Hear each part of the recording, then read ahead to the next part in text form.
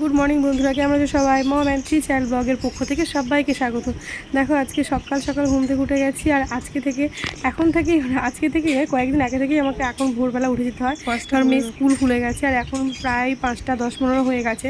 উঠেছি 5টায়, কিন্তু 5:10 হয়ে গেছে। আর একটু একটু টিপটিপ করে বৃষ্টি পড়ছিল, দেখেই বুঝতে পারছো গাছপালাগুলো পুরো সবুজে সবুজ। আর এই দিকটা তো আমার বৃন্দাবন হয়ে গেছে, পুরো তুলসী গাছে ভর্তি। বৃষ্টি হয়েছে ঠিকই, কিন্তু সেরকম একটা বৃষ্টি হয়নি। এরকম মেয়েদের রেডি করে নিয়ে চলে যাচ্ছি স্কুলে। এর মধ্যে আমার ঘর বারান্দা ঝাড় দেওয়া, উঠোন ঝাড় দেওয়া সবই হয়ে গেছে। আর ওদেরকে রেডি করে এখন স্কুলে দিতে যাচ্ছি, কারণ ওদের 6:30 আগেই স্কুল শুরু হয়ে যায়। তো সেই জন্য বাড়ি থেকে 6:10 মধ্যে বেরোতে হয়। আর ওদেরকে একটু রেডি করতেও সময় লাগে, যেহেতু বাচ্চা ঘুম থেকে উঠতে চায় না। আর এতদিন যে গরমের ছুটিটা ছিল, তাতে ওদের অভ্যাসটা আবার খারাপ হয়ে গিয়েছে, যে দেরি করে ঘুম থেকে ওঠা। তো সেই তিনজনকে আবার ঠেলতে ঠেলতে ঘুম থেকে তোলা, ব্রাশ করানো, মুখ ধোয়ানো, রেডি করা, ইউনিফর্ম পরানো, খুবই সমস্যা। তো সেগুলো হচ্ছে সাথে সাথে দেরি হয়ে গেছে, ওদেরকে স্কুলে দিয়ে চলে এসেছি। আর কতগুলো বোতল ভরতে চলে এসেছি। এদিকে ভরতে এসে দেখি মটকায় জল শেষ। তো ড্রামটা আবার উল্টে দিলাম, দিয়ে আর জলগুলো ভরে নিচ্ছি। এতগুলো বোতল সকালবেলা ভরছি, কারণ মিস্ত্রি কাকুরা এসছে আজকে, অনেকগুলো মিস্ত্রি এসে। দেখো ভেতরে কত মিস্ত্রি দেখেছো, সব বাড়িতে কাজ হচ্ছে, প্রচুর পরিমাণে ধুলো বালি আর বালি আর সিমেন্ট পুরো ভর্তি ঘর বারান্দা। আর যার জন্যই আমি এখন কিছুদিন ভিডিও করতে পারছি না, ভিডিও করা থাকলেও আমি এডিট করতে পারি না, সময় হলে না। এই দেখো আজকে পুট্টি মিস্ত্রিরাও এসছে, আর ওদিকে তো পাথরের মিস্ত্রি কাজ করছে অনেক দিন থেকে।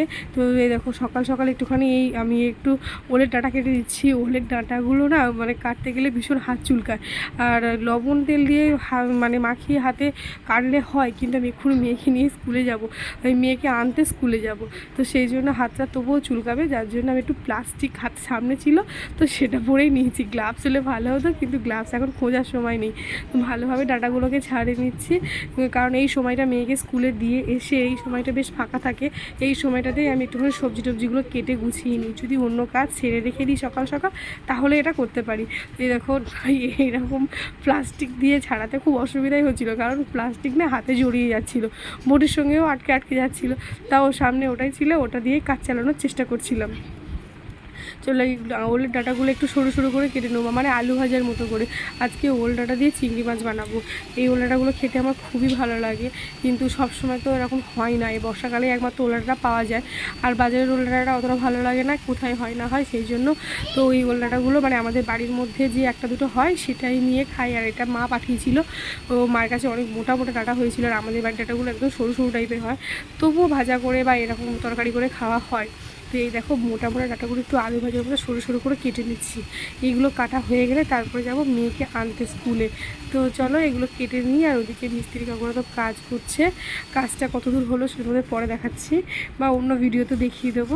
তো চলো, আর তোমরা কে কোথা থেকে আমার ভিডিও দেখছো সেটা অবশ্যই আমাকে কমেন্টে জানিও। আর কারা কারা ওলডাটা খেতে ভালোবাসো আমাকে অবশ্যই জানিও। গ্রামের মানুষরা কিন্তু ওলডাটা বা ওল এগুলো না, এইসব জিনিসগুলো এইদিকে বেশি পাওয়া যায়, তো এগুলো ওরা খেতে খুব ভালোবাসে, যেহেতু চাষের হয়। আর ওদিকে দেখো মিস্ত্রি কাকুরা পুট্টি কাকুরা কি সুন্দর পুট্টিটা গুলছে। এখন সব কিছুই পুরো মেশিনে। আর আগে আমি দেখতাম যখন আমার বাপের বাড়িতে হয়েছিল, তখন দেখতাম সবাই হাতে গুলতো, কিন্তু এখন দেখলাম এরা বেশ বড় মেশিন নিয়ে এসছে, তো সেই মেশিনেই গুলে নিচ্ছে। কত খাটুনি কমে গেছে না। তো চলো ওদেরকে একটুখানি দেখতে দেখতে আমারও কাজটা আস্তে আস্তে হয়ে যাচ্ছিলো। চলো ডাটাগুলো কেটে নিই, তারপরে মিস্ত্রি কাকুদের আবার চা বিস্কুট এগুলো দেবো, দিয়ে তারপর আবার যাব মেয়েকে আনতে। মেয়েকে আনার পরে তারপরে তোমাদেরকে দেখাচ্ছি। দেখো অনেকটাই কাটা হয়ে গেছে। এই দেখো মেয়ের স্কুল থেকে নিয়ে চলে এসেছি। আজকে ওদের স্কুলে খাবার দিয়েছে, তো স্কুলের খাবারটা ওরা এসে খেয়ে নেয়, ওদের কোনো অত সমস্যা নেই। ডিম সিদ্ধ দিয়েছে আর আলুর তরকারি দিয়েছে, ভাত দিয়ে ওরা তিনজনে খেয়ে নিচ্ছে। আর এদিকে আমি চা বসিয়ে দিয়েছি। তো যাওয়ার আগে জিজ্ঞাসা করলাম যে কাকু তোমাদের চা করে দিয়ে যাবো, বললো না একটু পরে দিলেই হবে। তো সেই জন্য মেয়েকে আবার নিয়ে এসে তারপর চাটা করলাম। আর দেখো ওল ডাঁটাগুলো কিন্তু কেটে সব রেখে দিয়েছি, আর এখন ওদেরকে চাটা দিতে যাচ্ছি, চাটা দিয়ে আসবো, তারপরে আবার রান্নাবান্না বসাবো, যা কাজকর্ম আছে রান্নাবান্না বসাবো। এইদিকে মেয়ে আবার স্কুলের কাজগুলো তাড়াতাড়ি করতে বসে গেছে, বলছে তাড়াতাড়ি স্কুলের কাজটা করলে রাত্রেবেলা আবার খেলা করতে পারবে। তো সেই জন্য স্কুলে কী কাজ দিয়েছে সেটাই আমাকে দেখাচ্ছিলো, আর আমি একটু বলে দিচ্ছিলাম যে হাতে লেখাটা ঠিকঠাক করো। এখন বাচ্চাদের হাতে লেখার উপর প্রচণ্ড প্রেশার দেয়, সব জায়গাতেই প্রেশার দেয় যে হাতের লেখাটা যেন ঠিকঠাক হয়। আর এদিকে দেখো একটু আগেই এসছি, কিন্তু কতটা পুট্টি করা হয়ে গেছে দেখেছো, মেশিনে গুলছে না, খুব একটা বেশি সময় লাগে লাগছে না। আর 2-3 না 4 জন আছে ওনারা, তো 3-4 জন মিলে মানে এত তাড়াতাড়ি স্পিডে কাজ করছে। আর এদিকে তুজো আবার উঠে বেড়ে দেখতে আসছে যে এই মেশিনটা কী মেশিন চালানো হচ্ছে।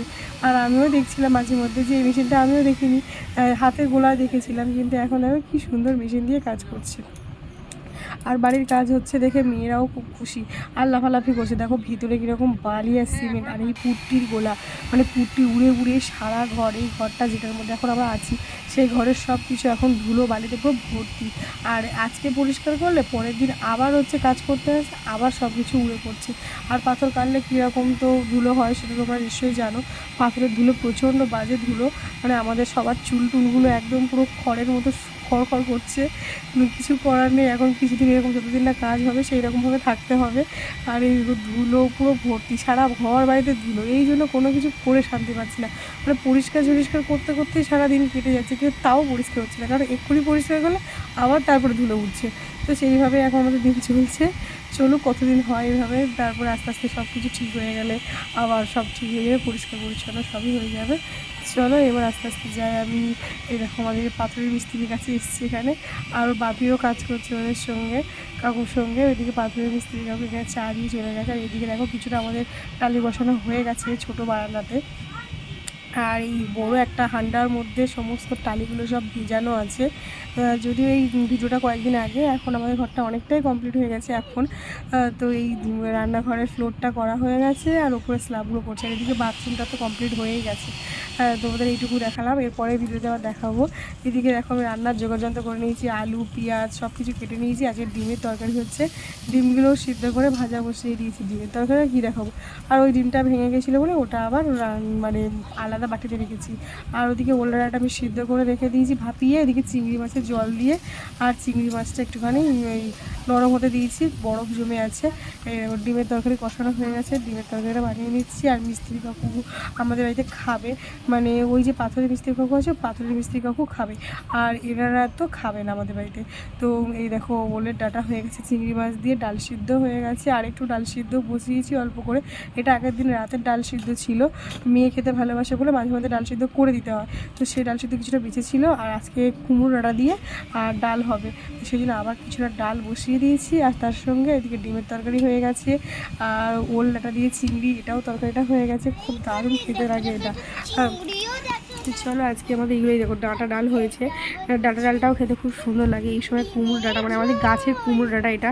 আর এদিকে আমার মেয়েরা খেতে বসে গেছে, চলো ওদেরকে খাইয়ে দিই। দেখা হচ্ছে পরের একটা নতুন ভিডিওতে, ভালো থেকো সবাই।